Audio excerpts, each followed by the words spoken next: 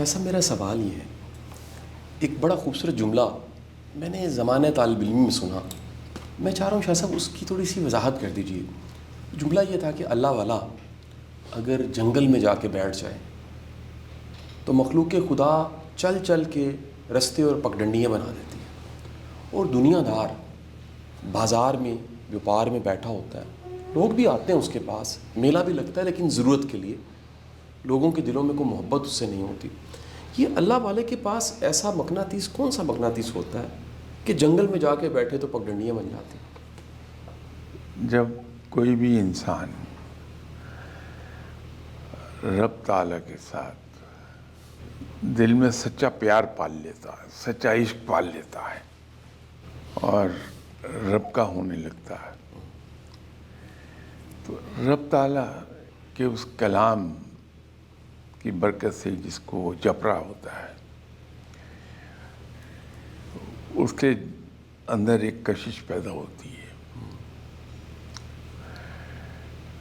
اس کے اخلاق سنت کے مطابق ہونے لگتے ہیں، وہ کشش کا سبب بنتے ہیں، اس کی باتوں میں ایک ایسا اثر پیدا ہوتا ہے کہ بھلے وہ دنیاوی تعلیم سے بالکل ہی بے بہرا کیوں نہ ہو، اس کی باتوں میں ایک گہرائی، ایک کشش اور ایک چاشنی پیدا ہو جاتی ہے، اس کی کہی ہوئی بات ڈائریکٹ دل پر اثر کرتی ہے۔ ہر زمانے میں صرف آج کی بات نہیں ہے، آج سے 1000 سال پہلے کے انسان کی باتیں اگر آپ سنیں تو وہ بھی آپ کو یہی کہتا سنائی دے گا کہ آج کے زمانے میں سکون نہیں ہے۔ تو انسان صدا سے ہی سکون کا متلاشی رہا ہے، تو فقیر کے پاس بیٹھنے سے انسان کے دل کو ایک عجیب سا سکون ملتا ہے۔ یہ کشش اور یہ سکون در حقیقت اس کلام الہی کی برکت ہوتی ہے جس کا وہ ورد کر رہا ہوتا ہے۔ اس وجہ سے دنیا ان کی طرف کھینچی چلی آتی ہے، اور اس کی طرف کھینچنے والے لوگوں میں مذہب کی، عقیدے کی، مسلک کی کوئی تشخیص نہیں ہے کہ کس مذہب کا آدمی آ رہا اس کے پاس، کس عقیدے کا، کس مسلک کا۔ سبھی لوگ اس کے پاس آتے ہیں، چاہے ان کا تعلق کسی مذہب سے ہو، کسی عقیدے سے ہو، کسی مسلک سے ہو۔ وہ کشش جو کلام الہی کے پڑھنے سے پیدا ہوتی ہے، وہ لوگوں کو کھینچے چلی آتی ہے۔ جو آدمی صرف دنیا کا ہو کے رہ جاتا ہے، اس کے اندر سے وہ کشش اور وہ سکون ختم ہو جائے گا۔ ہاں، ایک صورت میں پیدا ہوتا ہے، چاہے وہ دنیا داری کیوں نہ ہو، اگر وہ پازیٹیو تھنکنگ کا آدمی ہے۔ اور 3 طرح کے لوگ بنیں گے۔ ایک قسم انسانوں کی وہ ہے جو صرف اور صرف اپنی ذات کے بارے میں سوچتے ہیں، اور ایک قسم لوگوں کی یہ ہے کہ اپنے مفاد کو قربان کیے بغیر دوسرے کا بھلا کر دیں گے، اور تیسری قسم وہ سیلف لیس لوگوں کی ہے کہ وہ ایون اپنے انٹرسٹ کے کاسٹ پر بھی دوسرے کا بھلا کر دیں گے۔ تو اگر وہ کہیں آخری قسم سے تعلق رکھتا ہے تو دنیا دار آدمی کی طرف بھی لوگ دوڑے چلے جائیں گے، اس لیے کہ اس کی سوچ اتنی مثبت ہے کہ اس کے اندر ایک عجیب سی کشش پیدا ہو جائے گی، تو لوگ ادھر کو بھی جانا شروع کر دیں گے، لیکن شرط یہ ہے کہ وہ اس تیسری قسم سے تعلق رکھتا ہو۔ اچھا سر، ایک بڑا بنیادی جو کلیہ ہے سر، وہ یہ ہے سر کہ کچھ چیزیں، کچھ اشخاص، کچھ واقعات، کچھ جگہیں، ایون کچھ موویز، کچھ سین، کچھ نظارے سر وہ ٹائم اینڈ اسپیس سے باہر کر دیتے ہیں۔ یعنی انسان کے اوپر 2 جبر کی شکل میں چیزیں، ایک ٹائم اور دوسرا اسپیس کا کانسیپٹ ہر وقت مائنڈ کے اندر چل رہا ہوتا ہے۔ انسان حال میں ہے، ماضی میں ہے، مستقبل میں ہے، زمان کی، مکان کی قید میں ہے سر۔ اچھا، اس قید سے نکلتے ہی سر وہ بڑا ریلیکس فیل کرتا ہے کہ زمان اور مکان کی قید سے آزاد. سر یہ زمان و مکان کی قید سے آزاد ہونا روحانی شخص کے علاوہ یہ سارے جو تجربات ہیں سر, کسی نظارے سے, کسی مووی سے, کسی کہہ لیجئے سر میوزک سے, سر یہ سر ایک نفسیاتی تجربہ ہے یا روحانی تجربہ ہے سر؟ دیکھیے زمان و مکان کی قید سے آزادی کی صورت میں انسان ہوتا ہے جب وہ رب کا ہو کے رہ جائے. جب آدمی رب کا ہو جاتا ہے تو اس کو آسان لفظوں میں ہم یوں بیان کر سکتے ہیں کہ فقیر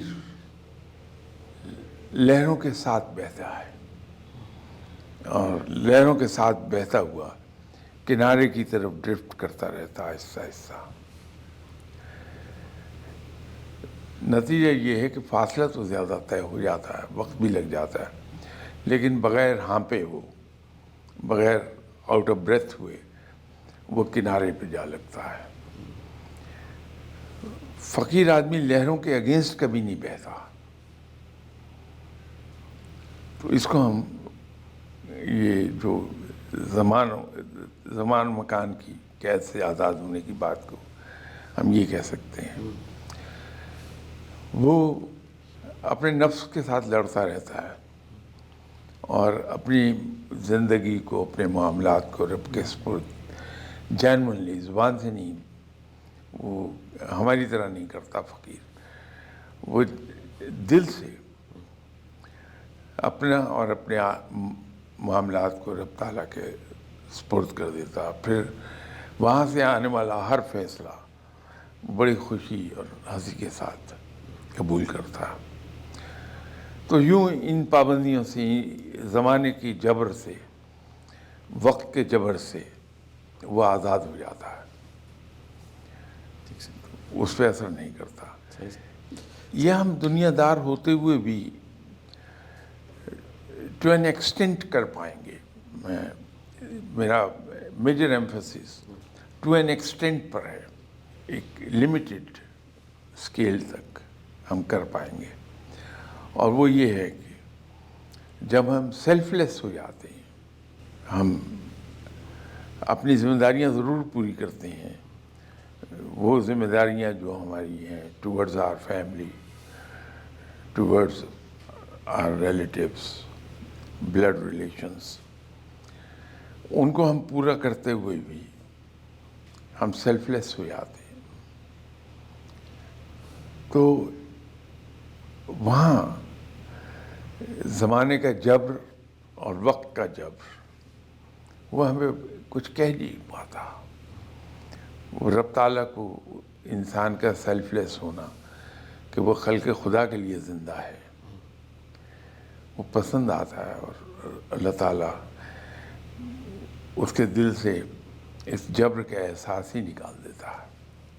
سر جس طرح انسان کے اندر ایموشنز ہیں, دل ہے, دماغ ہے سر, پھر سر ہمارے باڈی کے پارٹس, ان کے فنکشنز ہمیں کچھ محسوس بھی ہوتے ہیں, کچھ محسوس نہیں ہوتے. لائک کڈنی کام کر رہا ہے تو ہم اس کو محسوس نہیں کر سکتے, لیکن دل دھڑک رہا ہے تو یہ محسوس ہو جاتا ہے سر. مائنڈ کام کر رہا ہے سر, مائنڈ کی سینسز کو تھوڑا سا سر سمجھا پرکھا جا سکتا ہے. سر ہم میں روح بھی ہے, یعنی اس وجود کے اندر ایک روح ہے. کیا سر روح کو محسوس کیا جا سکتا ہے, اور اس کے سائنس کیا ہیں؟ اگر محسوس کیا جا سکتا ہے یا دیکھا جا سکتا ہے یا سمجھا جا سکتا ہے کہ یہ میرے وجود کا یہ ایکٹ, یہ حصہ روح کا کام ہے سر. نہیں, اس کو اس سینس میں تو محسوس نہیں کیا جا سکتا جس سینس میں آپ کہہ رہے ہیں. جی سر. میں اپنی روح کو ٹٹول نہیں سکتا, اچھا میں اپنی روح کو دیکھ نہیں سکتا. البتہ میں یہ ضرور جان سکتا ہوں کہ میری روح توانا ہے یا میرا نفس توانا ہوا ہے. جب انسان کا نفس توانا ہوتا ہے, اس کے اندر ایسی خصوصیات پیدا ہو جائیں گی, ایسی عادات پیدا ہو جائیں گی جو بظاہر وہاں کوئی برائی دکھائی نہیں دے گی, لیکن لوگ دور بھاگیں گے. لیکن جب روح ہماری توانا ہوتی ہے تو ہمارے چہرے پر بھی ایک تاثر آتا ہے. ہم کہتے ہیں کہ یہ آدمی اتنی عمر ہو جانے کے باوجود اس کا چہرہ بچوں کی طرح معصوم ہے، یا ہم یہ کہتے ہیں کہ اس کے چہرے پر نور دیکھیں کتنا ہے. یہ اگلے کی روح توانا ہونے کی نشانی ہے کہ اس کے اندر کی اچھائی اس کے چہرے پر جھلک رہی ہے، کہ وہ معصوم نظر آتا ہے دیکھنے میں باوجود زیادہ عمر کے، یا اس کا چہرہ پرنور ہے، چمکدار ہے. تو اس کو ہم صرف اسی طرح سے ہی محسوس کر پاتے ہیں. ٹھیک سر. جیسے آپ نے 2 مثالیں خود ہی دے دیں کہ کڈنی ہماری ہمیں وقت ایکٹیو ہوتی ہے، ایون سوتے میں بھی ایکٹیو ہے، لیکن ہمیں محسوس نہیں ہوتا کہ وہ کام کر رہا ہے. جی سر. نہ کوئی فرکشن ہے جس سے ہیٹ پیدا ہو جائے، نہ کوئی آواز ہے، نہ کوئی حرکت ہے وہاں. لیکن اس کے برعکس دل ہے ہمارا، وہ بھی رب تعالی نے حفاظت کی خاطر رب کیج کے اندر اسے بند کیا ہوا ہے. وہ بند ہے لیکن پھر بھی ہم محسوس کر سکتے ہیں کہ وہ دھڑک رہا ہے. اس کی اگر ہم اسٹیتھوسکوپ لگائیں گے آواز بھی سن لیں گے، اس کی حرکت بھی محسوس کر لیں گے. تو ہم صرف انسان کی جو عادات ہیں اس سے ہمیں اندازہ ہو سکتا ہے کہ اس کی روح توانا ہے یا اس کا نفس توانا ہے. سر میں چاہوں گا کچھ عادات کی نشاندہی کر دیجئے جس سے یہ واضح ہو جائے کہ روح توانا ہے. جیسے میں نے ابھی تھوڑی دیر پہلے عرض کیا تھا، اس کو ہم ون لائنر میں ڈسکرائب کر سکتے ہیں کہ جب انسان دوسروں کے لیے زندہ رہتا ہے تو اس کی روح توانا ہوتی ہے. آپ دیکھیے بہت سے لوگ دنیا میں آپ کو ملیں گے جن کی زبان سے کبھی گلہ شکوہ نہیں سنیں گے، کبھی وہ اپنا دکھ آپ سے بیان نہیں کریں گے. جب بھی آپ کے سامنے آئیں گے چاہے وہ کیسے ہی حالات میں کیوں نہ ہوں، وہ آپ کو مسکراتے اور ہنستے کھیلتے نظر آئیں گے، بڑے خوش اندر سے، چاہے ان کے کوئی بھی کیفیات گزر رہی ہوں، کیسی دکھ میں مبتلا ہوں، لیکن آپ کو وہ ہمیشہ کھلے ہوئے چہرے سے ملیں گے. ان کا زندگی میں ایک موٹو ہوتا ہے کہ میرے دکھ صرف اور صرف میرے ہیں، لیکن میری خوشیاں میری نہیں، دوسروں کی ہیں، کوئی لے جائے انہیں. تو جب آدمی اس موٹو پر زندہ رہنے لگتا ہے تو روح بڑی توانا ہو جاتی ہے. سر ایک سوال سر یہ سوشل میڈیا پہ کسی نے کیا سر، شاید اس سے ملتی جلتی گفتگو تو ہو چکی ہو سر، اس سوال کو ہم ایڈریس کر چکے ہیں، لیکن وہ اسپیسیفک سوال یہ تھا کہ ہم اپنے رشتے بچانے کے لیے کیا کریں. وہ کون سے 2-3-4 عمل ہیں وہ اگر کریں تو ہمارے میکسیمم رشتے، گھر کے، دوستیوں کے، احباب کے، سوسائٹی کے رشتے بچیں. یعنی لوگوں کو ساتھ ملانے، جوڑنے اور رشتے بچانے کے لیے کیا کیا جائے سر؟ بڑا آسان سا ایک نسخہ ہے اس سلسلے میں کہ انسان سر نیچے ڈال کے پورے خلوص کے ساتھ دوسروں کے ساتھ پیش آتا رہے، پورے خلوص اور محبت سے. کون کیا کہتا ہے اس کا اس سے کوئی تعلق نہیں ہے. ٹھیک سر. حتیٰ کہ اپنے دشمن کے ساتھ بھی خلوص اور محبت سے پیش آتا رہے. ایک بڑی اچھی دعا، کم از کم میری نظر میں، ہو سکتا ہے اس سے آپ اتفاق نہ کریں، کہ اگر انسان کہیں رب تعالیٰ سے ایک دعا یہ کرنا شروع کر دے کہ یا اللہ تو مجھے ایسا بنا دے کہ میرے دشمن کو بھی مجھ سے صرف اور صرف بھلائی کی توقع ہو، تو سبھی رشتے بچ جائیں گے. سر ایک سوال سر میں ایڈ اس میں کرنا چاہوں گا سر کہ سر رشتوں کے سر امتحان بہت زیادہ ہیں سر. مطلب ہم چاہ تو رہے ہوتے ہیں سر رشتے بچیں، لیکن سر کئی دفعہ ایسا موڑ، ایسا چوراہا، ایسا دو راہا آ جاتا ہے جس میں انسان سر شدید کشمکش کا شکار ہو جاتا ہے، اور وہ کہہ لیجئے اس دوراہے یا چوراہے میں رشتے خراب ہو جاتے ہیں سر. اس امتحان سے کیا بچا جائے اگر گزرا جائے تو کیسے گزرا جائے سر؟ قاسم صاحب صرف ایک چیز مجھے یہ بتائیے کہ اگر آپ پڑھ لکھ کر کتابوں والے ڈاکٹر بنتے ہیں کہ میرے نام کے ساتھ ڈاکٹر لگ جائے، پی ایچ ڈی کرتے ہیں، تو کتنے امتحانوں سے گزرتے آتے ہیں کلاس 1 سے لے کے؟ تو بلندی سب بغیر امتحانوں سے گزرے ہوئے کبھی نہیں ملے گی۔ صحیح سر۔ آپ رشتوں کو جیت نہیں سکیں گے بغیر امتحانوں سے گزرے۔ ٹھیک سر۔ آپ زندگی میں سکسیسفل نہیں ہو پائیں گے بغیر امتحانوں سے گزرے۔ جو آدمی امتحان سے ڈر گیا وہ کبھی کامیاب نہیں ہوا، اور جس آدمی نے یہ سمجھ لیا کہ امتحان میری بلندی کی ضمانت ہے تو وہ پھر امتحانوں سے گھبراتا نہیں ہے۔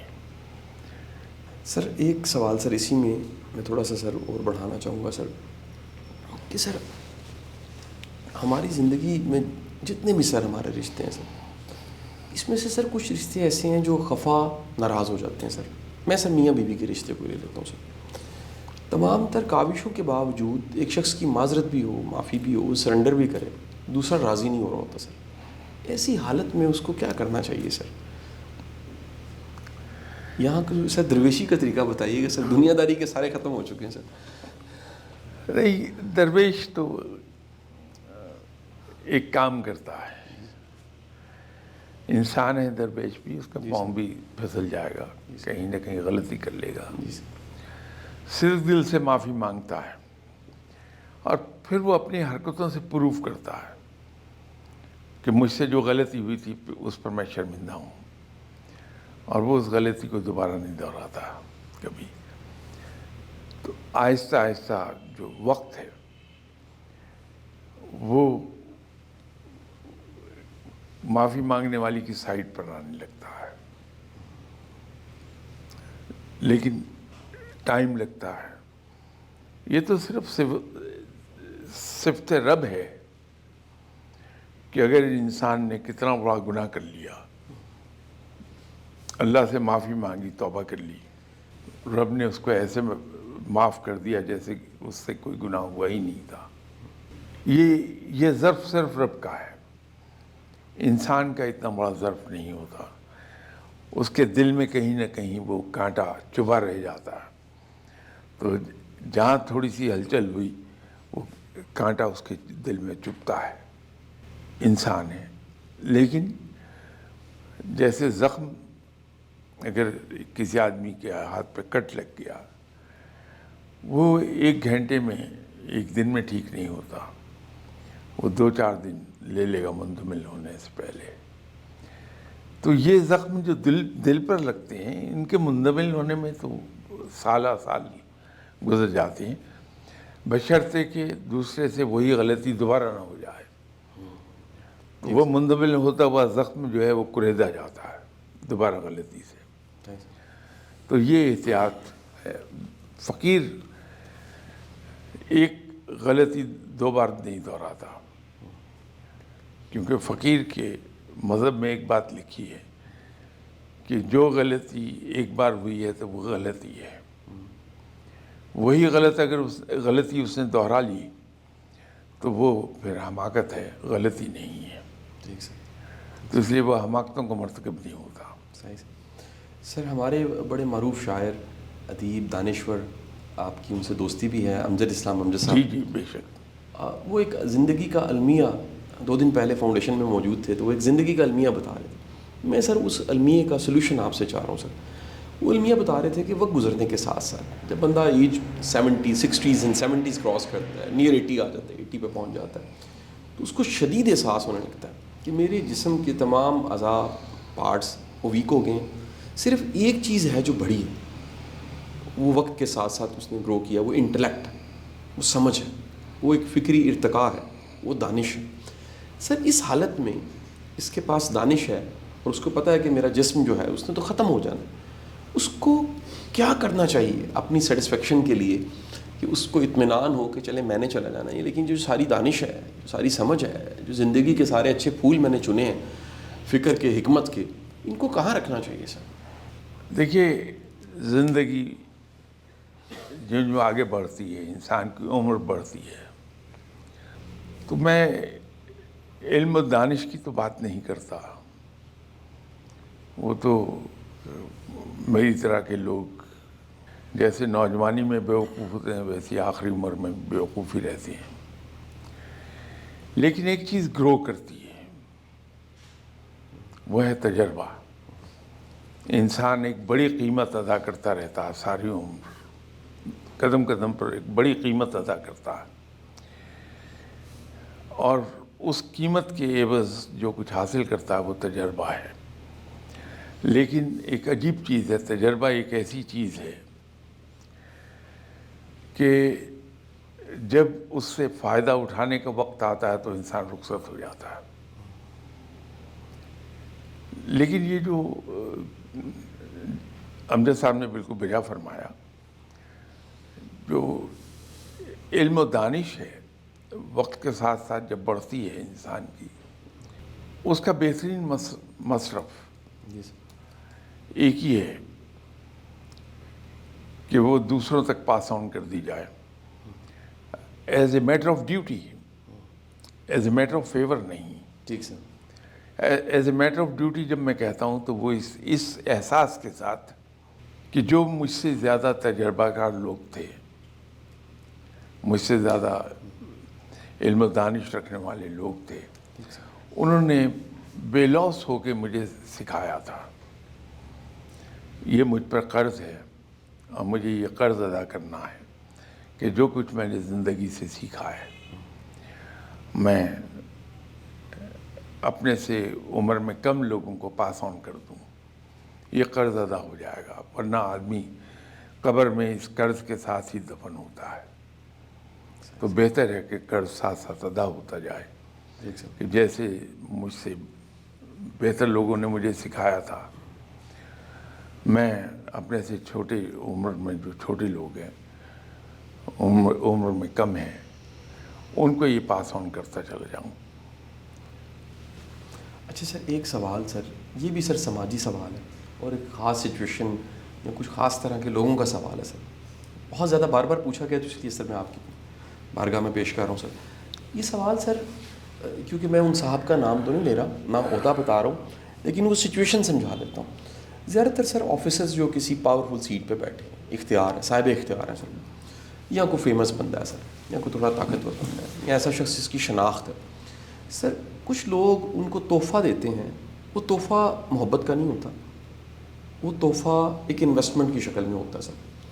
اچھا سر، وہ تحفہ جو ہے وہ میں یہ بھی نہیں کہتا وہ سیٹ کو ہوتا ہے. ایک ہے کہ چلیں سیٹ کو فنڈ ہو رہا ہے، وہ دراصل ایک انویسٹمنٹ کر رہے ہوتے ہیں اور لاشعوری طور پہ وہ ایک امیدیں باندھ دیتے ہیں کہ اب یہ ہمارے کام کریں گے. پھر وہ انہیں کام کہتے ہیں. یعنی مثال لے لیجئے کہ انہوں نے صاحب کے بچوں پہ کچھ خرچ دیا یا صاحب کی بیگم صاحبہ پہ کچھ خرچ دیا. اب انہیں امید ہے چند دن بعد انہوں نے کال کرنی ہے کہ ضلع میں DPO لگ گیا، یہ آپ کا بیچ میٹ ہے، یہ آپ کا جاننے والا ہے. یہ سوال سر میں سمجھ لیں بیوروکریسی کو، ہمارے سب صاحب اختیار لوگوں کو، سیلیبریٹیز کو شامل کر رہا ہوں سر. سر کیا کرنا چاہیے؟ یہ بڑا سخت امتحان ہے سر، کیونکہ ہم لوگوں کی امیدوں پہ پورا نہیں اتر سکتے سر. اس سلسلے میں شاید یہ کبھی بات آپ کے ساتھ میں نے کی تھی کہ جناب حضرت عمر رضی اللہ تعالیٰ عنہ، آپ نے بڑی صحیح گائیڈنس پرووائڈ کی ہے کہ ان تک رپورٹ پہنچی تھی کہ ان کے گورنر کو کسی نے تحفہ دیا ہے جس کو وہ استعمال کر رہے ہیں. تو اپنے ان گورنر کو مدینہ منورہ بلا کے جناب حضرت عمر رضی اللہ تعالیٰ عنہ نے ان سے ایک سوال کیا تھا کہ یہ جو تمہیں تحفہ ملا ہے، کیا تم سمجھتے ہو کہ اگر تم گورنر نہ ہوتے تو بھی یہ شخص تمہیں یہ تحفہ دے کے جاتا؟ تو انہوں نے جواب دیا کہ نہیں، کہ پھر اس تحفے پر تمہارا کوئی حق نہیں ہے، یہ رشوت ہے، اس کو جمع کراؤ. یہ جو کانسیپٹ ہمارا آج کل ٹی وی پر ایک لفظ آپ کو سننے میں ملتا ہے، توشہ خانہ، یہ اصل میں اسی کانسیپٹ کا حصہ ہے کہ جو کچھ آپ کو تحفے دیے گئے ہیں جی سر، while sitting in a certain position, وہ آپ کو نہیں دیے گئے, آپ کو اس کرسی کو دیے گئے ہیں, اور وہ تحائف جو ہیں وہ حکومت کی ملکیت ہیں, آپ کی ملکیت نہیں ہے. وہ اسی برڈن سے بچانے کے لیے ہے, حکمت اس کے پیچھے ہی ہے, تاکہ آپ پر لوگ انویسٹمنٹ نہ کر پائیں. آپ توشہ خانے میں جمع کراتے ہیں تو اب یہ ہو گیا کہ گویا آپ کو تحفہ ملا ہی نہیں ہے. سر ایسے لوگوں کی امیدوں کے ساتھ کیا کیا جائے؟ وہ تو سر گلا کرتے ہیں کہ ایک خاموش گلا بھی ہوتا ہے نا سر, گلا کرتے ہیں کہ ہم نے انویسٹ کیا ہے اور اب ہم کام پڑ رہے ہیں, ہم تو دوست ہیں آپ کے ساتھ, دعوے دار ہوتے ہیں کہ ہم بہت بڑی محبت کرتے ہیں آپ سے, کیونکہ وہ اصل میں کہنا چاہ رہے تھے کیونکہ انویسٹمنٹ ہوئی ہوئی ہے تو دوستی ہے, محبت ہے, ہمارا کام کریں آپ یا کال کریں. یہ الفاظ کا کھیل ہے. بات وہی ہوتی ہے جو آپ نے اینڈ پر کہی.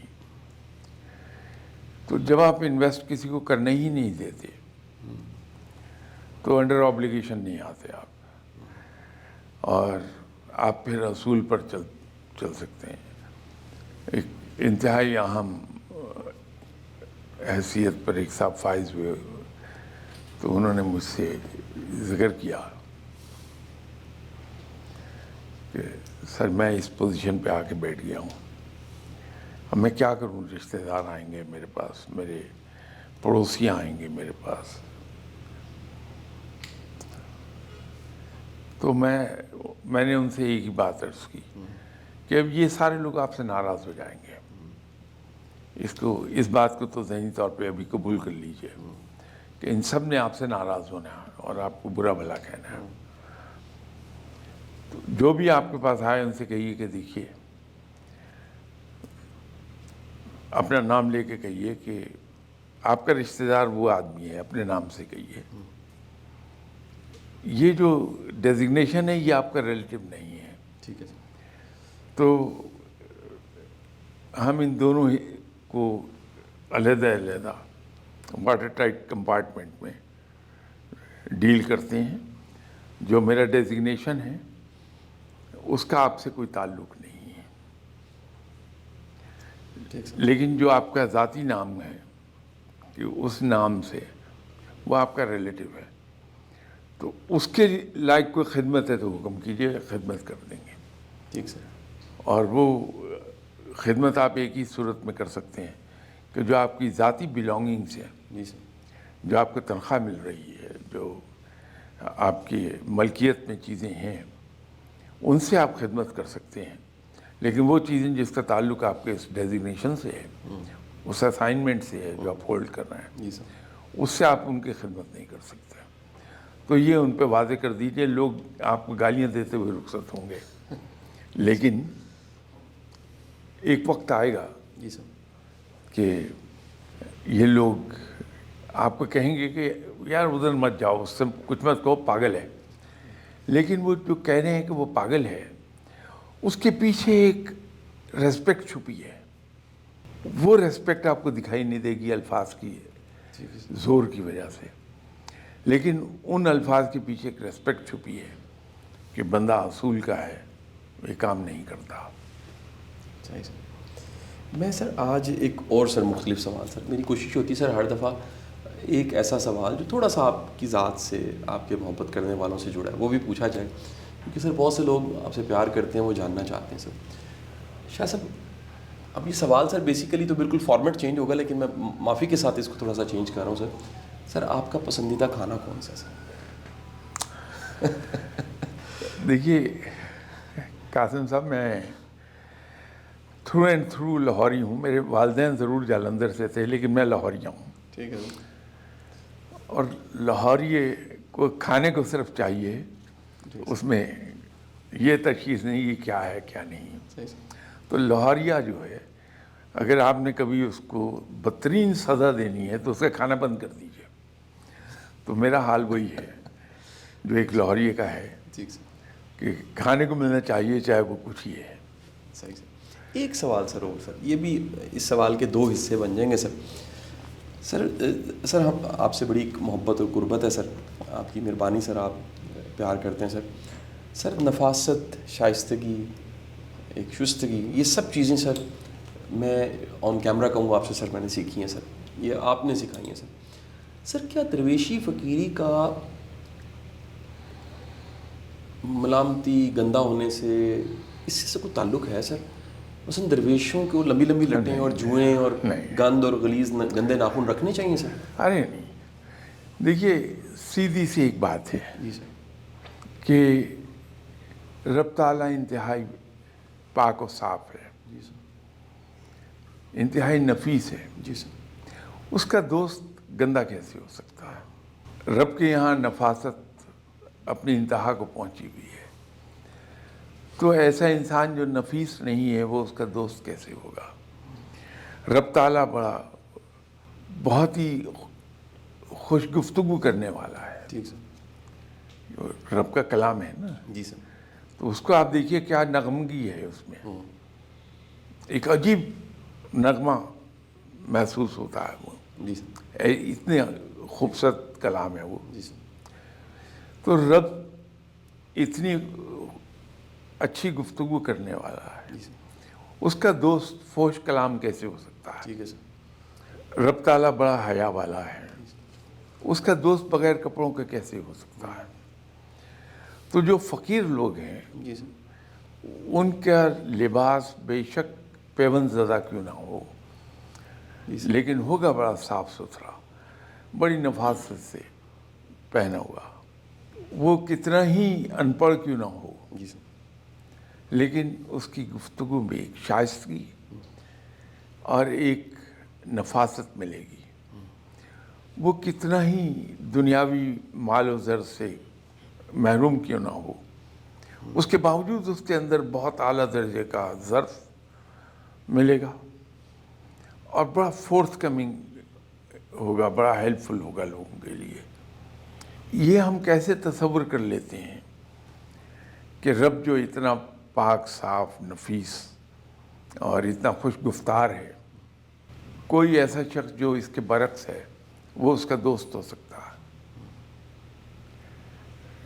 ایسا نہیں ہوتا. وہ بیچارے ہوش و حواس سے بیگانہ ہیں، تو رب تو کلیتاً ہوش ہے، صحیح سر. تو ایسے لوگ اس کے دوست کہاں سے ہوں گے؟ سر اس میں سر میں ہوش و حواس والے ایسے فقیروں کی بات کر رہا ہوں سر، جو جسٹیفیکیشن دیتے ہیں کہ یہ ہم نے اپنے آپ کو ایسا اس لیے رکھا ہے کہ لوگ لان تان کریں. کیا سر یہ لان تان کو جسٹیفائڈ ہوتی ہے سر؟ یعنی ان کے سر سے جوئیں نکلی ہوں گی، وہ ان جوؤں کے روحانی فائدے بتا رہے ہوں گے سر، اور ہوش و حواس میں عجیب و غریب قسم کے گندے لباس، اور یہ سر یہ کیسی ہو سکتی ہے روحانیت سے؟ نہیں، آپ صلی اللہ علیہ وسلم نے جو تعلیم دی ہے، اگر اس تعلیم کے خلاف کوئی بھی چلے گا تو اس دربار میں وہ ایکسیپٹیبل نہیں ہے. سیدھی بات ہے، بڑی سادہ بات ہے. بڑی نواز. بہت شکریہ سر. Right. شکریہ سر.